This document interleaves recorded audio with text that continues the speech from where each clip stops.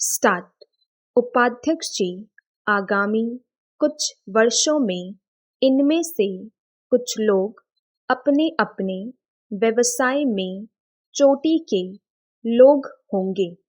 सभी राजनीतिक दलों में वे महत्वपूर्ण स्थानों पर हैं और मुझे संदेह नहीं है कि भविष्य में वे और अधिक संख्या में ऊंचे स्थानों पर पहुंचेंगे। वास्तव में मेरे विचार से विधानमंडलों और सरकार में उन्होंने जो सक्रिय भाग लिया है उससे ऊंच नीच के बहुत से पुराने भाव समाप्त हो गए हैं।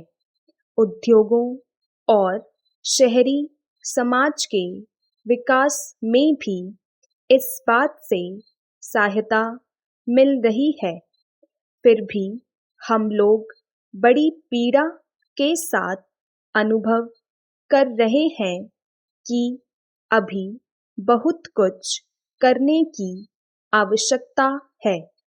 हमें ऐसा नहीं सोचना चाहिए कि केवल अनुसूचित जाति या अनुसूचित आदिम जाति का ही व्यक्ति उनकी समस्या को सुलझा सकता है।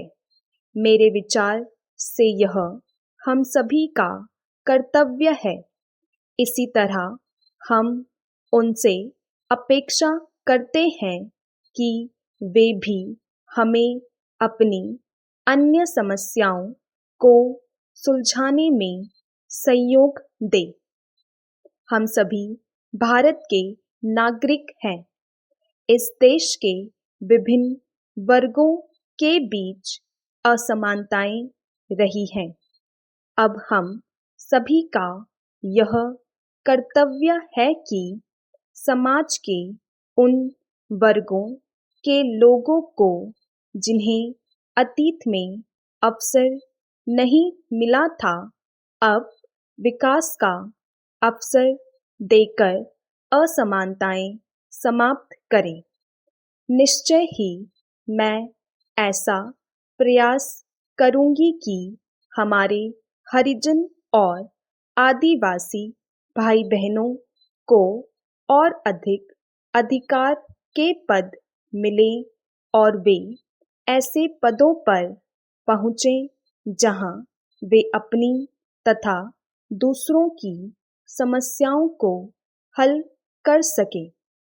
जैसे कि मैंने पहले कहा था कि अनुसूचित जातियों, आदिवासियों, पहाड़ी लोगों और अन्य पिछड़े लोगों के कल्याण के प्रश्न को मैं बहुत महत्व देती हूँ और मैंने सरकार में और बाहर इस बात की ओर बराबर संकेत किया है। मेरे विचार से हम लोगों को इस दिशा में विशेष काम करना चाहिए ताकि वर्तमान वर्ष में गांधी जन शताब्दी तक कुछ उपलब्धि सामने आए। मेरे विचार से गांधी जी को याद करने का यह सर्वोत्तम ढंग होगा और कम से कम उनका एक स्वप्न यथार्थ के निकट आ सकेगा। मुझे विश्वास है कि सम्मानित सदस्य इस बात को महसूस करते होंगे कि हम चाहे जितना चाहे प्राचीन भूलों को इतनी जल्दी नहीं सुधारा जा सकता। हमें इस बात के लिए अवश्य प्रयास करना चाहिए कि यह कम से कम समय में हो जाए। मैं इस उद्देश्य के लिए सतत ध्यान देने और प्रयत्न करने की प्रतिज्ञा करती हूँ।